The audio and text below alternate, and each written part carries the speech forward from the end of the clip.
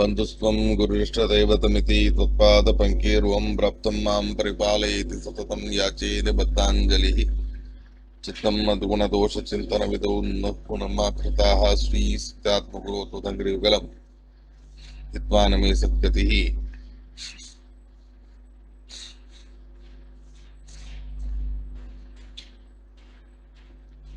वेदेशमुनिसत्पादा सेवा सम्प्राप्तवैभवा यादवार्यान्न वरसुधा टीकाकारान्वयं नमः पृथ्वीमण्डलमध्यस्थाः पूर्णबोधमतानुगाः वैष्णवाः विष्णुहृदयाः तान् नमस्ते गुरून् मम श्रीगुरुभ्यो नमः। शिष्टस्तप्ययः नीतिदिशितमो बन्धमोक्षाश्च यस्मात् तस्य श्रीब्रह्मरुद्रप्रभृतिः सुरनरद्वीषशत्वात्मकस्य विष्णोर्वस्ताः समस्ताः सकलगुणनिधिः सर्वदोषव्यपेतः पूर्णानंदो अप्ययो यो गुरुपि परमः चिन्तयेतं महान्तं जन्माद्यस्य त्वन्मयादितरतश्चार्तेष्वभिघ्नस्वराट्तेने ब्रह्मरदायादिकवे मुह्यन्ति यं सूरयः तेजो वारिमृदां यथा विनिमयो यत्र तत्र त्रिसर्गो मुषा दाम्ना स्वेन सदा नरसकोकं सत्यं परं धीमहि धर्मप्रोज्झितकैतवोत्तरपरमो निर्मत्सराणां सदा वेद्यं वास्तवमत्र वस्तुशिवदं तापत्रयोन्मूलनं श्रीमद्भागवते महामुनिकृते किं वा परैरीश्वरः सद्यो हृदयवर्ध्यते अत्र कृतिभिः शुश्रूषभिस्तत्क्षणात् निगमकल्पतरुर्गलितं फलं शुकमुखादमृतद्रवसंयुतं पिबत भागवतं रसमालयं मुहुरहुः रसिकाः भुवि भावुकाः नैमिषे अनिमिषक्षेत्रे ऋषयश्रवणकादयः सत्रं स्वर्गाय लोकाय सहस्रसम्भवास्तु यं प्रव्रजन्तमनुपेतमपेतकृत्यं द्वैपायनो विराकातरः जुहाव पुत्रेति तन्मयतया तरवोऽपि नेदुः तं सर्वभूतहृदयं मुनिमानतोऽस्मि स्वस्तिस्वसतां विकलसन्मङ्गलानि भवन्तु श्लोकैकपठनश्रवणमात्रेण वक्तुश्च श्रोतॄणां निखिलकलिकृतकल्मषापनोदनपटुतरे धर्माद्यखिलपुरुषार्थसाधनीभूते श्रीमद्भागवत तात्पर्य निर्णये अद्य किंचित पूर्वकथा प्रमेयानुवादः श्रीगुरुभ्यो नमः।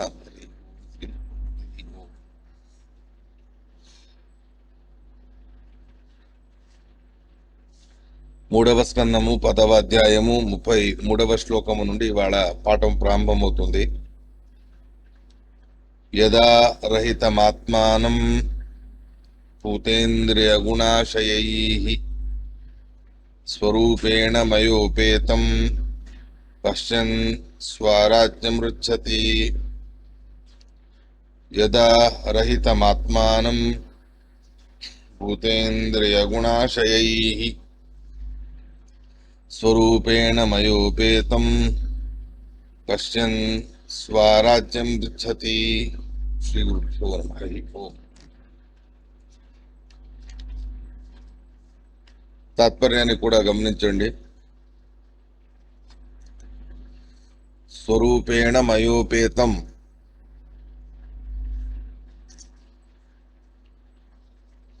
హృదిస్థం జీవరూపం హి పరమేశ్వర సహితం భవతి. త్యక్త్వా దేహాద్యాత్మభావం జీవరూపే హృది స్థితే దృష్ట్వాత్మభావం తం చాపి హరిపాదాబ్జ సంస్థితిం యదా పశ్యత్యాపరోక్ష్యాత్ తదా ముక్తిం వ్రజత్యసా ఇతి దత్తాత్రేయ యోగే. స్వరూపేణ మయోపేతం హృదిస్థం జీవరూపం హి పరమేశ్వర సహితం భవతి. త్యక్త్వా దేహాద్యాత్మభావం జీవరూపే హృది స్థితే దృష్ట్వా ఆత్మభావం తం చాపి హరి పాదాబ్జ సంస్థితం యదా పశ్యత్యాపరోక్షాత్ తదా ముక్తిం వ్రజత్యసా ఇతి దత్తాత్రేయ యోగే.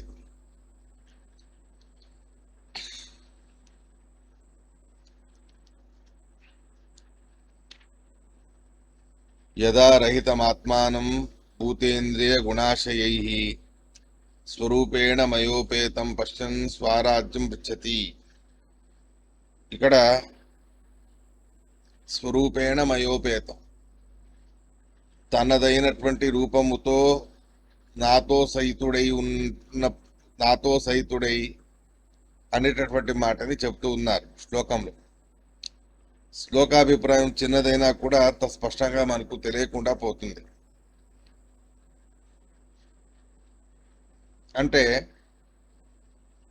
రహితమాత్మానం భూతేంద్రియ గుణాశయై, భూతేంద్రియ గుణాల యొక్క ఆశ్రయమున్న ఆత్మానం రహితుడై అని ఈ రకంగా ఒకటిదానికొకటి సంబంధం లేకుండా ఉన్నది ఈ శ్లోకంలో.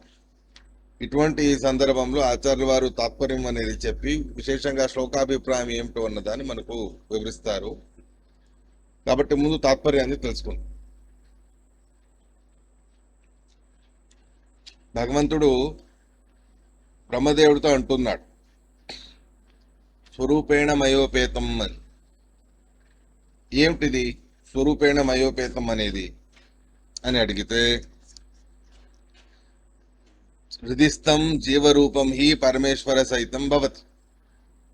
మన అంటే జీవుల యొక్క హృదయంలో ఉండేటటువంటి జీవుడిలాగా కనిపించేటటువంటి రూపం ఏదైతే ఉందో పరమాత్ముడిది, ఆ రూపముతో సహితుడై జీవుడు ఉంటాడు అని చెబుతారు.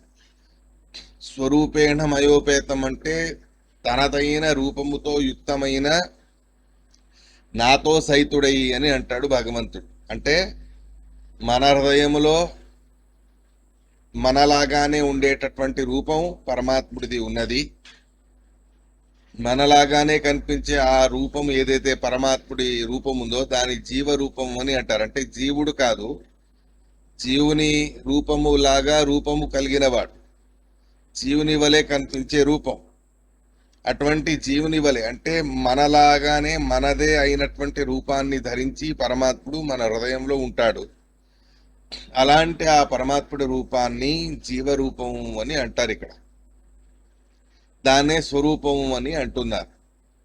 అలా జీవరూపముతో సహితుడై అనే మాటకి జీవుడిలాగా కనిపించే రూపాన్ని ధరించిన పరమాత్ముడితో సహితమైన జీవుడు అనేటటువంటి మాటని అర్థంగా తీసుకోండి అని ఆచార్యుల వారు స్వరూపేణ మయోపేతం అనే దానికి అర్థం చెప్పారు. ఇక పైన యథారహితమాత్మానం భూతేంద్రియ గుణాశయం అని అన్నారు, గుణాశయై అని అన్నారు. అంటే ఇంద్రియాల రహితమైన అవస్థ, ఇంద్రియాలు లేకుండా ఉండేటటువంటి అవస్థ అని చెప్పారు. అది మనకు స్పష్టంగా తెలియదు. కాబట్టే దత్తాత్రేయ యోగం అనే గ్రంథం, ఆ గ్రంథంలో ఉండే తాత్పర్యాన్ని అంటే అక్కడ ఉండేటటువంటి వచనాన్ని ఇక్కడ అర్థం అవ్వడానికి చెబుతారు శ్రీమదాచార్యులు వారు. ఏమిటది? హిత్వా ఆత్మానం అని అంటే త్యక్త్వా దేహాది ఆత్మభావం జీవరూపే హృది స్థితే దృష్ట్వా ఆత్మభావం తం చాపి హరిపాదాబ్జ సంస్థితం యదా పశ్యతి ఆపరోక్ష్యాత్ తదా ముక్తిం వ్రజత్యసా ఇది దత్తాత్రేయ యోగి. స్వరాజ్యం రుచ్చతి అని వచ్చింది శ్లోకంలో.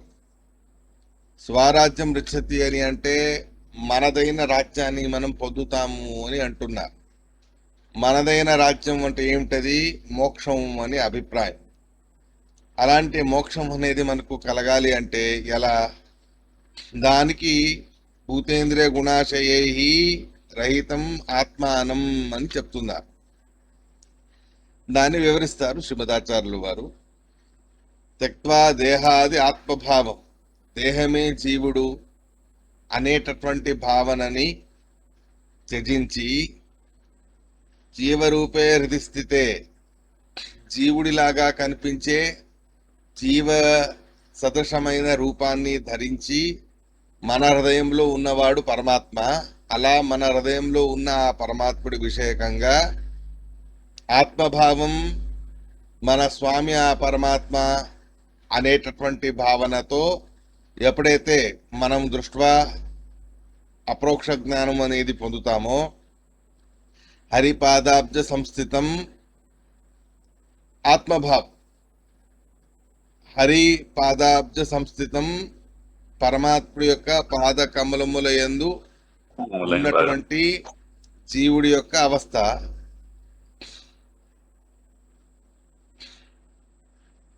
జీవుడి యొక్క అవస్థ అలాంటి ఆ పరమాత్ముడి పాద కమలాల యందు ఉండేటటువంటి జీవుడి యొక్క అవస్థ, జీవుడు వేరు శరీరం వేరు అనే భావన మనం ఎల్లవేళలాను కూడా పరమాత్ముడి ఆశ్రయంలో ఉంటాము. అలా ఎప్పుడైతే మనం చూస్తామో, అంటే మనకు ఆశ్రయదాత అయిన భగవంతుడు మనలాగానే రూపము ధరించి మన హృదయంలో ఉన్నాడు. అలా ఉన్న ఆ పరమాత్ముణ్ణి ఎప్పుడు సాక్షాత్కారం పశ్యతి ఆపరోక్షాత్, అంటే సాక్షాత్కారం అనేది ఎప్పుడైతే పొందుతాడో అప్పుడు అసౌ ముక్తిం వ్రజతి, ఈ జీవుడు మోక్షలోకాన్ని పొందుతాడు అని దత్తాత్రేయ యోగంలో చెప్పారు. అంటే జీవుడే శరీరం అనే భావన, జీవుడు శరీరం కాదు అనే భావనతో యుక్తమై జీవుడు వేరు శరీరం వేరు, జీవుడి హృదయంలో జీవుడిలాగానే కనిపించేటటువంటి భగవంతుడి రూపం, ఆ రూపంలో జీవుడి యొక్క అస్తిత్వం అనేది ఉన్నది. అలాంటి జీవుడి యొక్క అస్తిత్వం పొంది ఉన్నవాడు జీవుడు. అలా మన హృదయంలో ఉండేటటువంటి పరమాత్ముడిని మనం ఎప్పుడైతే ఈ రకంగా మనకు ఆశ్రయదాత అయి ఉన్నాడు, మనకు స్వామి అయి ఉన్నాడు అనేటటువంటి సాక్షాత్కారం, ఉట్టి జ్ఞానం కాదు, అది ప్రత్యక్షంగా చూడడం, ఆ రకంగా సాక్షాత్కారం అనేది పొందితే అప్పుడు ఆ సాక్షాత్కార భావనతోనే మనకు మోక్ష ప్రాప్తి అనేది కలుగుతుంది అనే మాటని భగవంతుడు చెబుతాడు. మొత్తానికి బింబాపరోక్షం, బింబరూపి పరమాత్ముడి అపరోక్షం అనే మాటని చెప్తూ ఉన్నారు ఈ శ్లోకంలో. శరీరం జీవుడు వేరు వేరు, హరిపాదాబ్జ సంస్థితం స్వరూపేణ ఇత్యేతదుక్తరీత్యా మయోపేతం ఇత్యనేనాపి సంబధ్యతే. ఆ పరమాత్ముడు మనకంటే భిన్నమై తన స్వస్వరూపభూతమైనటువంటి సామర్థ్యంతోనే ఉంటాడు. అలాంటి ఆ పరమాత్ముడు మనలాంటి రూపాన్ని ధరించి ఉన్నాడు.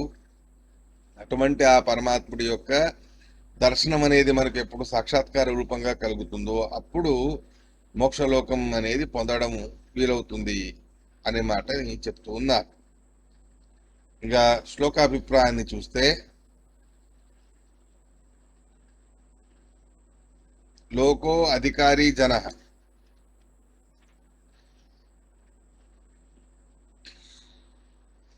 స్వరాజ్యం రుచ్చతి అంటే పైన 32వ శ్లోకాన్ని కూడా తీసుకొని చెప్తూ ఉన్నారు. 32వ శ్లోకంలో యదాతు సర్వభూతేషు దారుష్వగ్ని నివస్థితం ప్రతిచక్షీత మాం లోకో జఖ్యాత తర్హేవ కష్మలం. లోకో అనే మాట పై శ్లోకంలో ఉన్నది, రెండూ కలిపి తీసుకున్నారు. లోకం అని అంటే సజ్జన సముదాయం, సజ్జన సముదాయం మోక్షాధికారి అయినవాడు. ఎప్పుడైతే భూతాని అంటే పంచ ఇంద్రియాలు, పంచభూతాలు, ఇంద్రియాలు అంటే 10 ఇంద్రియాలు, ఇంద్రియాల గుణాలు అని అంటే శబ్ద స్పర్శ రూప రస గంధాదులు, ఈ అన్నిటికీ కూడా ఆశ్రయమై ఉన్నటువంటి జడభూతమైనటువంటి మనస్సు. ఆ జడభూతమైనటువంటి మనస్సుతో ఎప్పుడైతే జీవుడు ఎప్పుడు ఉంటాడో, ఏతైరహితం ఏతదాత్మకే దేహే పరిత్యక్త ఆత్మభావం ఆత్మానం స్వం స్వరూపేణ హృదిస్థిత స్వసమగ్ర రూపేణైవ మయోపేతం హృదిస్థితం మత్ సమీపస్థం పశ్యన్ వర్తతే. ఇలాంటి 10 ఇంద్రియాలు, వాటి యొక్క గుణాలకి ఆశ్రయమై ఉన్నటువంటి జడమైనటువంటి మనస్సు. అలాంటి జడమైనటువంటి మనస్సు అంటే ఆత్మానం, జడభూతమైన మనస్సు. తద్రహితం, ఆ జడభూతమైన మనస్సుని త్యజించి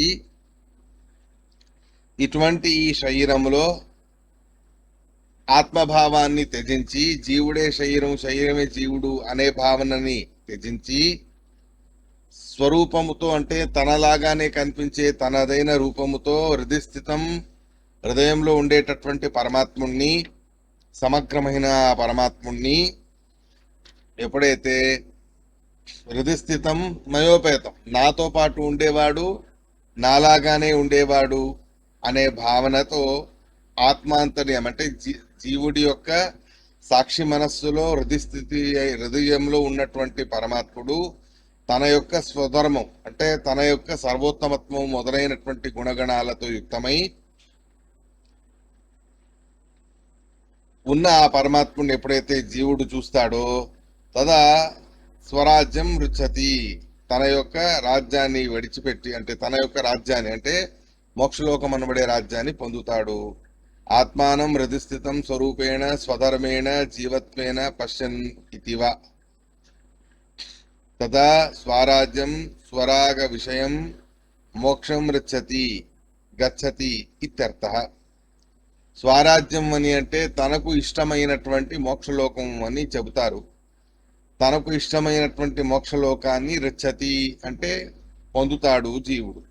ఎప్పుడు ఆత్మానం హృదయస్థితం స్వరూపేణ స్వధర్మేణ జీవత్వేన పశ్యన్, తమ మనస్సులో ఉండేటటువంటి తమ హృదయంలో ఉండేటటువంటి పరమాత్ముడు స్వస్వరూప స్వధర్మంతో అంటే తనదైనటువంటి రూపం ఏదైతే సర్వోత్తమత్వ గుణపూర్ణత్వాది రూపంతో ఉన్నవాడు ఆ పరమాత్ముడు, అటువంటి రూపముతో ఉన్న ఆ పరమాత్ముణ్ణి ఎప్పుడైతే పశ్యన్ చూస్తాడో అలా చూసిన తర్వాత ఆ సాక్షాత్కారంతోనే అప్రోక్ష జ్ఞానంతోనే మోక్షలోకాన్ని పొందుతాడు అని చెప్తూ ఉన్నారు. యదా భూతేంద్రియ గుణాశయై ఆత్మానం రహితం, భూతములు పంచభూతములు ఇంద్రియములు అంటే 10 ఇంద్రియాలు, వాటి గుణాలు అంటే శబ్దస్పర్శ రూపరస గంధాదులు, అవి అన్నీ కూడా ఉండేటటువంటిదై ఏదైతే జడ మనస్సు అనేది ఉన్నదో ఆ జడ మనస్సును త్యజించి జడ మనస్సుతో కాకుండా వృత్తిరూప జ్ఞానంగా కాకుండా జడ మనస్సును త్యజించి స్వరూపేణ తన స్వస్వరూపభూతమైన మనస్సుతో స్వరూపేణ మయోపేతం, తనలాగానే ఉండే తనతో లాగానే కనిపించే ఆ పరమాత్ముడి రూపం అది ఎల్లవేళలాను తన దగ్గరే ఉంటుంది, తనతో పాటే ఉన్నది అనేటటువంటి భావనతో ఎప్పుడైతే భగవత్ సాక్షాత్కారం అనేది చేసుకుంటాడో జీవుడు అప్పుడు స్వరాజ్యం రిచ్చతి, స్వరాగ విషయం తనకు ఇష్టమైనటువంటి మోక్షాన్ని తను పొందుతాడు అని చెబుతూ ఉన్నారు. అంటే మన హృదయంలో ఉండేటటువంటి భగవంతుడు మనలాగానే రూపాన్ని ధరించి ఉన్నాడు. అటువంటి మనలాగానే రూపాన్ని ధరించి ఉన్న భగవంతుడు ఆయనని మన స్వరూపభూతమైన మనస్సుతో జడ మనస్సుతో కాకుండా స్వస్వరూపభూతమైన సాక్షిభూతమైన మనస్సుతో మనం ఎప్పుడైతే సాక్షాత్కారం అనేది చేసుకుంటామో అప్పుడు ఆ పరమాత్ముడి అప్రోక్ష జ్ఞానం అనేది అవుతుంది. ఆ అప్రోక్ష జ్ఞానంతో మోక్షం అనేది కలుగుతుంది అనే మాటని చెప్తూ ఉన్నాడు శ్రీకృష్ణ పరమాత్మ ఈ సందర్భం. 36వ శ్లోకం. జ్ఞాతోహం భవతా త్వద్య దుర్విజ్ఞేయోపి దేహినాం యన్మాం త్వం మన్యసే యుక్తం భూతేంద్రియ గుణాత్మభిః. జ్ఞాతోహం భవతా త్వద్య దుర్విజ్ఞేయోపి దేహినాం యన్మాం త్వం మన్యసే యుక్తం భూతేంద్రియ గుణాత్మభిః. తాత్పర్యం కూడా చూడండి. భూతేంద్రియ మనోబుద్ధి త్రిగుణాదిషు సర్వశః యుక్తం నియామకతయా పశ్యన్ జానాతి కేశవం ఇతి చ. భూతేంద్రియ మనోబుద్ధి త్రిగుణాదిషు సర్వశః యుక్తం నియామకతయా పశ్యన్ జానాతి కేశవం ఇతి చ. ఆ సాక్షాత్కారం అప్రోక్ష జ్ఞానమే ఎటువంటి రూపమైన అప్రోక్ష జ్ఞానం అనే దాన్ని ఈ శ్లోకంలో ఇంకా స్పష్టంగా చెబుతారు. హే బ్రహ్మదేవ భవత, నీ ద్వారా అద్య ఇప్పుడు దేహినాం దుర్విజ్ఞేయోపి, జీవులకి అంత సులభంగా నేను తెలిసి వచ్చేవాణ్ణి కాదు. అలా జీవులకి దేహదారులకి అంత సులభంగా తెలిసి వచ్చే రకం కాదు నేను. అయినా భవత అద్య జ్ఞాతోహం, నీ ద్వారా ఇప్పుడు నేను తెలియబడ్డాను అంటే నన్ను నువ్వు తెలుసుకున్నావు. తెలుసుకోవడమైనా ఎలా తెలుసుకున్నాము? ఎన్మా, ఏ రకంగా నన్ను తెలుసుకున్నావు అంటే భూతేంద్రియ గుణాత్మభిహి, భూత ఇంద్రియ గుణములు. భూతేంద్రియ గుణాలు అంటే పంచభూతాలు, దశ ఇంద్రియాలు, మనస్సు మొదలైనవన్నీ తీసుకోవాలి. అన్నిటితో పాటు యుక్తమై ఉంటూ ఉన్న నన్ను తెలుసుకోవడం అని అంటాడు పరమాత్మ. అంటే ఈ భూత ఇంద్రియ గుణాలు మొదలైన వాటిని అన్నిటితో పాటు యుక్తమై ఉన్నవాడు అంటే నియామకతగా యుక్తమై ఉన్నవాడిగా నన్ను నువ్వు దర్శించుకున్నావు కదా, ఈ దర్శనాన్ని అపరోక్ష జ్ఞానం అని అంటారు అని బ్రహ్మదేవుడికి చెబుతారు భగవంతుడు. తాత్పర్యార్థాన్ని ఒకసారి చూడండి. భూతేంద్రియ మనోబుద్ధి త్రిగుణాదిషు సర్వశ. భూత ఇంద్రియ మనోబుద్ధి. భూత పంచభూతాలు, ఇంద్రియ దశ ఇంద్రియాలు, మనస్సు బుద్ధి. మనస్సులోని ప్రభేదం మరొకటి బుద్ధి. త్రిగుణాదిషు సత్వరజ తమో గుణములు. ఈ అన్నిటితోనూ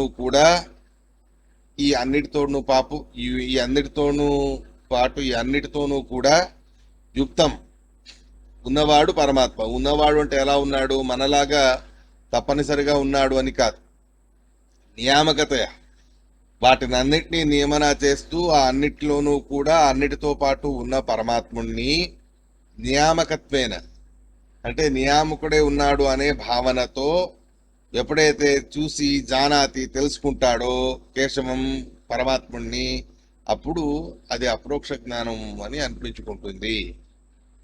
దాన్ని చెబుతాడు భగవంతుడు. ఈ అభిప్రాయాన్ని శ్లోకంలో కూడా చెబుతారు.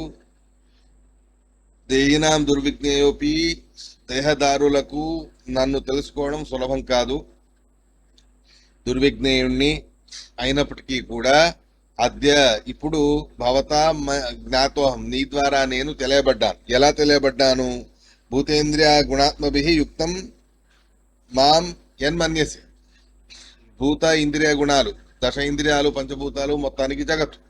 ఆ జగత్తుతో పాటు యుక్తమై అంటే నియామకత్వేన యుక్తమై ఉన్నటువంటి వాడిగా నన్ను మన్యసే తెలుసుకొని అర్థం చేసుకొని సాక్షాత్కారం అనేది చేసుకుంటున్నావు. ఇది నిజమైన అపరోక్ష జ్ఞానం అని అంట. మొత్తానికి మన మనస్సులో ఉండే పరమాత్మ మనకు మాత్రమే కాదు సకల జగత్తుకు కూడా నియామకుడై ఉన్నాడు అనే భావనతో ఎప్పుడైతే సాక్షాత్కారం అనేది అవుతుందో దాన్ని అపరోక్ష జ్ఞానం అని అంటారు.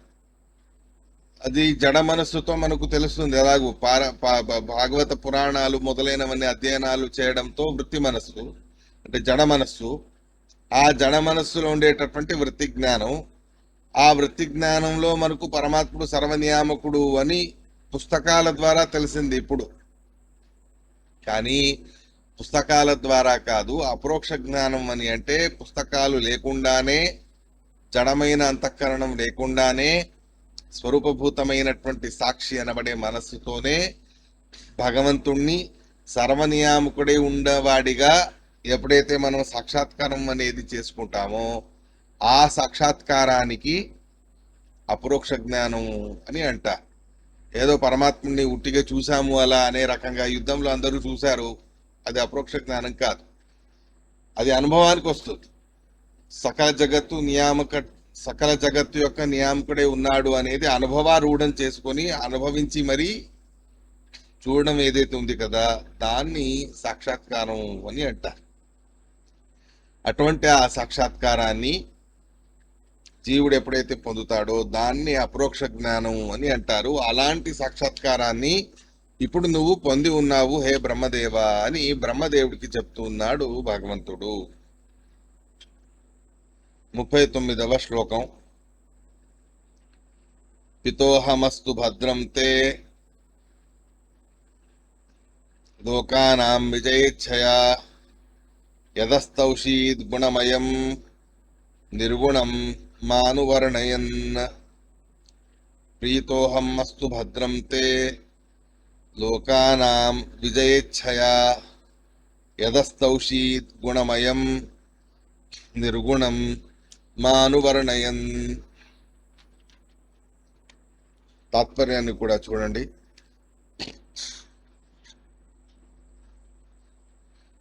సార్వజ్ఞాది గుణైర్యుక్తం సత్వాది గుణవర్జితం యో జానాతి హరిం తస్య ప్రీతో భవతి కేశవ इति व्योम संहितायां सार्वज्ञादि गुणैर्युक्तं सत्वादि गुणवर्जितं यो जानाति हरिं तस्य प्रीतो भवति केशवः इति व्योम संहितायां आधिकारिक देवानां स्वाधिकाराधिकात्मना आधिकारिक देवानां स्वाधिकाराधिकामनं भवति प्रीतये विष्णो भक्त्याद्यैरपि यत्सदा इति च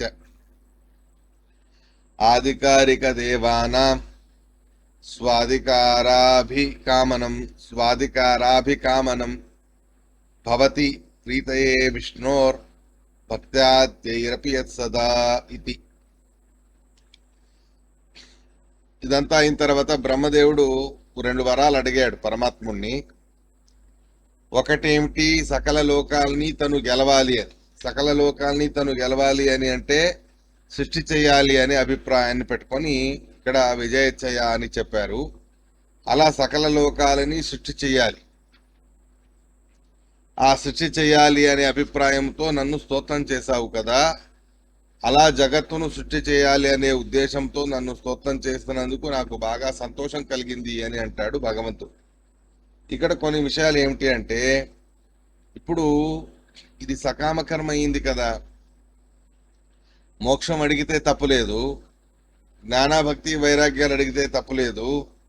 అవేవి అడగకుండా నేను జగత్తును సృష్టి చేస్తాను, జగత్తును సృష్టి చేయడానికి నాకు అన్ని వస్తువులు కావాలి, అవన్నీ ఇవ్వు స్వామి అని బ్రహ్మదేవుడు భగవంతుణ్ణి అడిగాడు అంటే అది సకామ కర్మే అవుతుంది కదా. అలా నిష్కామ కర్మ చేసే బ్రహ్మదేవుడు ఈ సందర్భంలో సకామ కర్మ చేస్తున్నట్టు అయింది కదా అని ఒక సమస్య.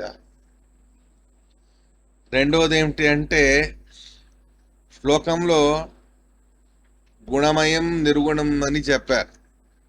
గుణపూర్ణుణ్ణి నిర్గుణుణ్ణి అని అంటాడు పరమాత్మ. రెండు విరుద్ధమైనవి. ఒకట గుణపూర్ణుడై ఉండాలి, ఇంకొకటి నిర్గుణమైన ఉండాలి. కానీ రెండింటినీ కలిపి బ్రహ్మదేవుడు స్తోత్రం చేస్తూ ఉన్నారు. అంటే రెండు విరుద్ధమైన ధర్మాల గురించి ఇక్కడ ప్రస్తావన జరిగింది. అదైనా ఎలా చేశారు అని రెండు ప్రశ్నల్ని పెట్టుకొని శ్రీమద్ ఆచార్యుల వారు తాత్పర్యాన్ని చెప్తూ ఉన్నారు. మొదటిది గుణమయం నిర్గుణం అనే దానికి అర్థం సార్వజ్ఞాది గుణైర్యుక్తం సత్వాది గుణవర్జితం. గుణమయం అంటే సర్వజ్ఞుడు, సర్వశక్తిమంతుడు, స్వతంత్రుడు ఇత్యాది రూపమైనటువంటి అనంతానంత గుణాలతో యుక్తమై ఉన్నాడు భగవంతుడు, కాబట్టి గుణమయం. రెండవది నిర్గుణం అని అన్నారు. నిర్గుణం అంటే సత్వ రజ తమో గుణాలు, జడమైనటువంటి సత్వ రజ తమో గుణాలు లేకుండా ఉన్నవాడు. ఆ అభిప్రాయాన్ని మనసులో పెట్టుకొని నిర్గుణం అని అంటూ ఉన్నారు. మొత్తానికి సార్వజ్ఞాది గుణాలతో యుక్తమై ఉంటూ సత్వరజ తమో గుణాలతో రహితుడై ఉన్న ఆ పరమాత్ముణ్ణి ఈ రకంగా నువ్వు స్తోత్రం చేశావు అనే అభిప్రాయాన్ని శ్రీమదాచార్యుల వారు ఇక్కడ చెప్పారు.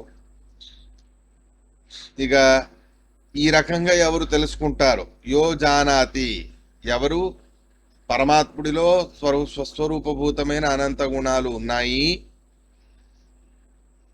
సత్వరజ తమో గుణాలు అనబడే జడభూతమైన గుణాలు లేవు అని ఎవరు తెలుసుకుంటారో అలాంటి వాళ్లతో ప్రసన్నుడవుతాడు, ప్రీతిని చెందుతాడు భగవంతుడు. యో జానాతి హరిం తస్య ప్రీతో భవతి కేశవ, ఇది వ్యోమ సంహిత వచనం.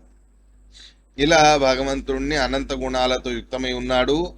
నిర్గుణుడు అని అంటే సత్వరజ తమో గుణాలతో లేనివాడు అనే అభిప్రాయాన్ని తీసుకొని ఈ రెండు అర్థాన్ని పెట్టుకొని గుణపూర్ణ గుణరహిత అనే మాటని అర్థం చేసుకోవాలి.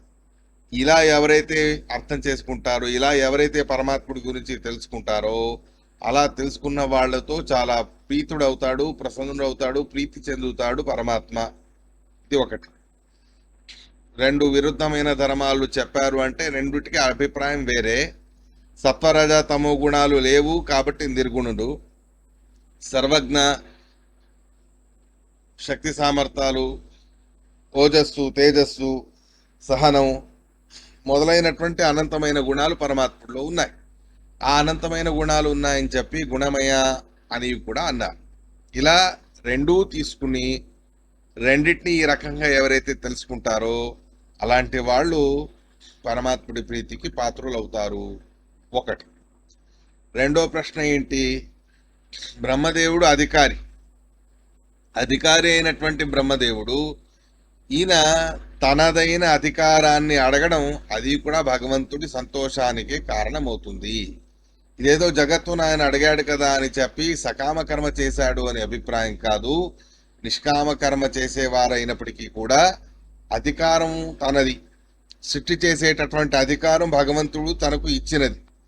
తనకు ఇచ్చిన తన అధికారాన్ని తను పరమాత్ముడితో అడగడం అది పరమాత్ముడి ప్రసన్నతకు కారణమవుతుంది అనే మాటని చెబుతూ ఆధికారిక దేవానాం స్వాధికారాభికామనం భవతి ప్రీతే విష్ణోర్ భక్త్యాద్యైరపి యత్సదా ఇది. అధికారికమైన దేవతలు తమ అధికారాన్ని ఆ పరమాత్ముడి ఎదురుగా కోరుకోవడం అనేది పరమాత్ముడికి ఇష్టమైన పని. స్వాధికారాభికామనం, తనదైన అధికారాన్ని అభికామనం కోరుకోవడం అనేది ఏదైతే ఉందో అది విష్ణోహో ప్రీతే, పరమాత్ముడి ప్రీతికే కారణమవుతుంది. అలా అని చెప్పి వాళ్ళు సకామ కర్మలు చేస్తున్నారు అని అనుకోకండి. భక్తాద్యైరపి సదా భక్తాద్యైరపి యుక్త అపి, ఎల్లవేళలా భక్త్యాదులతో యుక్తమై ఉన్నవాళ్ళు, ఎప్పుడు చూసినా భక్త్యాదులనే ఉద్దేశంగా పెట్టుకుని ఉండేవాళ్ళు, అలా ఉన్నప్పటికీ కూడా తమదైనటువంటి అధికారం అనేది ఏదైతే ఉందో ఆ తమదైనటువంటి అధికారాన్ని ఆ అధికారిక దేవతలు వాళ్ళు పరమాత్ముడిని కోరి అడగడం అనేది అది పరమాత్ముడి ప్రీతికి కారణమవుతుంది. కాబట్టి రెండు ప్రశ్నలకి కూడా తాత్పర్యంలో సమాధానం అనేది చెప్పా. దాన్నే చెబుతాడు భగవంతుడు శ్లోకంలో. హే బ్రహ్మదేవ,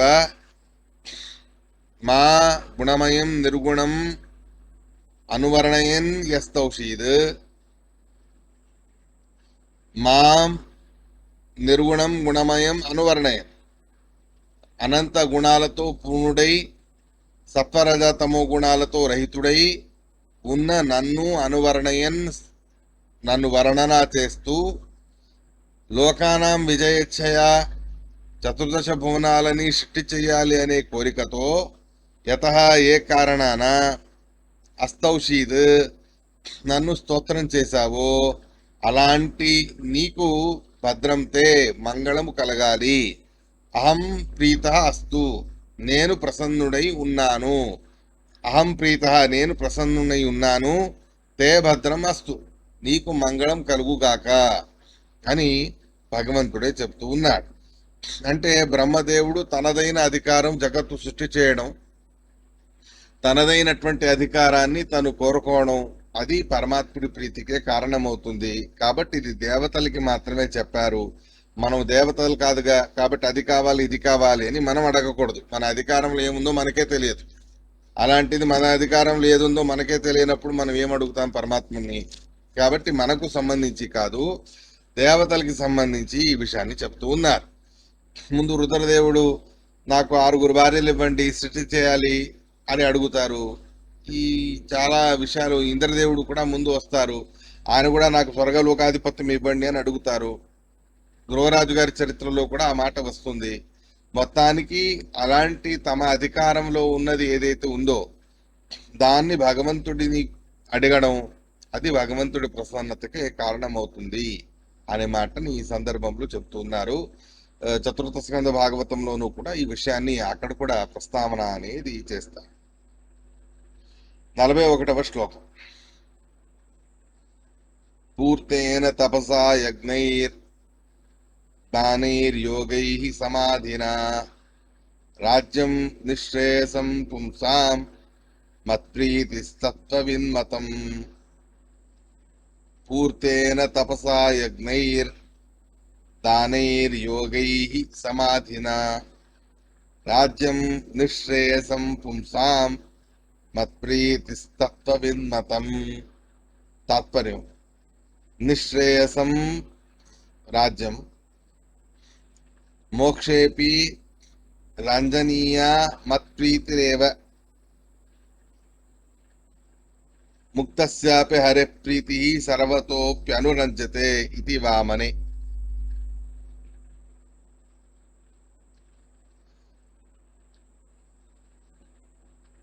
పూర్తేన తపసా యజ్ఞైర్ దానైర్యోగైః సమాధినా రాజ్యం నిశ్రేయసం పుంసాం మత్ప్రీతిస్తత్వవిన్మతం.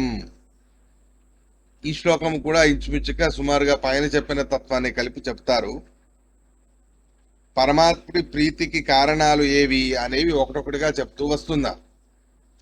అలాంటి ఆ పరమాత్ముడి ప్రీతికి కారణాలైనవి ఏవేవా అన్నదాన్ని ఒకటొకటిగా చెప్తూ వస్తున్నారు ఇక్కడ.